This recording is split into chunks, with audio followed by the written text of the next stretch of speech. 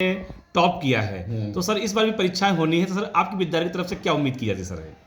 हमारे विद्यालय जैसा कि सीता इंटर कॉलेज की आप बात करते हैं, तो इस संदर्भ में कुछ कटु सत्य कहना चाहता हूं कि हमारे विद्यालय में भी अध्यापक अभिभावक की मीटिंग होती है हर महीने की 30 तारीख को। हम अपने अभिभावकों को रजिस्टर्ड पत्रों के द्वारा सूचना भेजते हैं कि फला तारीख में मीटिंग है। मैं उनके व्हाट्सएप ग्रुप पर भी मैसेज डालते हैं। डायरी में, वार्षिक कैलेंडर में हर महीने की तारीखें पड़ी हुई हैं। बच्चों को नोटिस भी देते हैं कि फला तारीख को अध्यापक अभिभावक मीटिंग है, आप अपने बच्चे को भेजिए। लेकिन मेरे विद्यालय में बड़े दुख की बात है कि हमारे इस इलाके के अभिभावक सो आते ही नहीं हैं।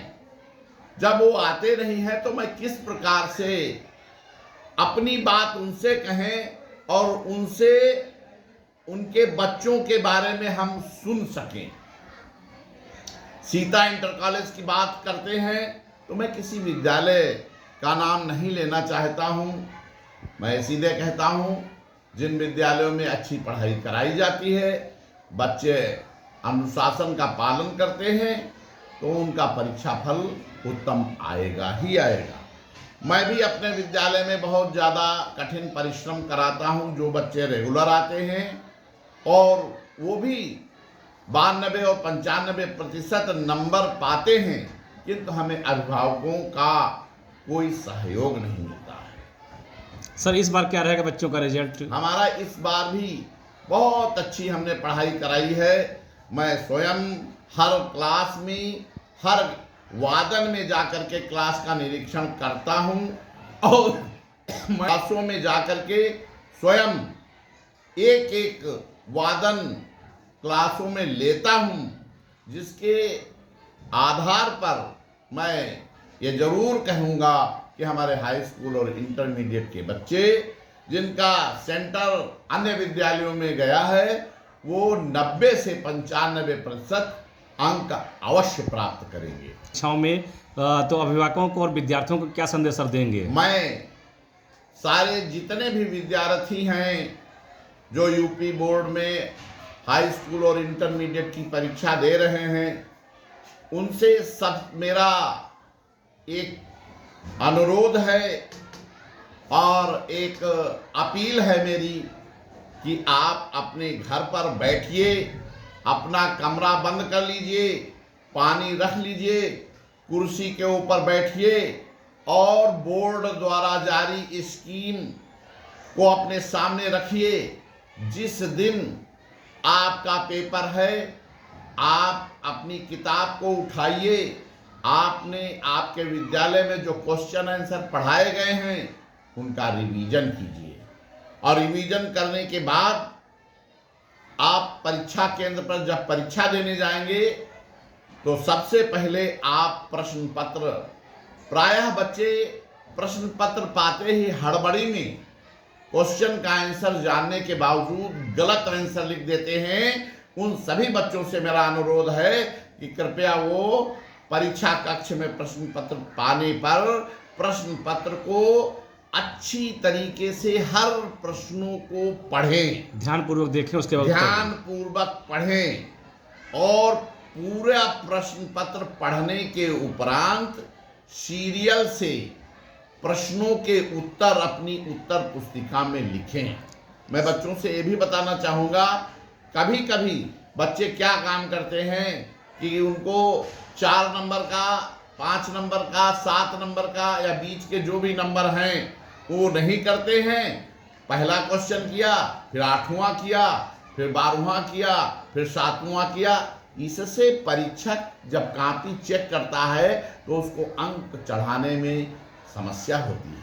मेरे प्यारे बच्चों, आप अपने प्रश्नों के उत्तर सीरियल से लिखिए, अपने साथ स्केच ले जाइए, स्केल ले जाइए, अच्छा पेन ले जाइए और अच्छी तरीके से उत्तर नंबर फला, खंड नंबर फला डाल करके प्रश्नों के शुद्ध हिंदी और इंग्लिश में अच्छी राइटिंग बना करके उत्तर लिखिए। निश्चित रूप से आप अच्छे नंबर पा करके अच्छा स्थान प्राप्त करेंगे।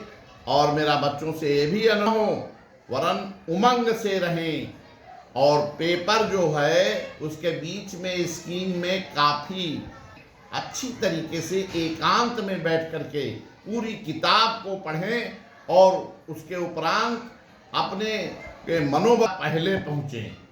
जिनके नज़दीक विद्यालय है वो आधा घंटा पहले पहुँचें, और जिनके दूर पर सेंटर हैं उनसे अनुरोध है कि वो 1 घंटा पहले पहुँचने का प्रयास। कोई परेशानी हो, रेलवे फाटक बंद हो, गाड़ी पंचर हो जाए या रिक्शा ना मिले तो आप लेट हो सकते हैं। इसलिए इस लेट को देखते हुए आप समय से 1 घंटा पहले पहुंचने का केंद्र पर प्रयास करें। अंदर में बताना चाहूँगा इसकी बहुत बड़ी भूमिका है बच्चों को पढ़ाने के लिए और आगे बढ़ाने के लिए।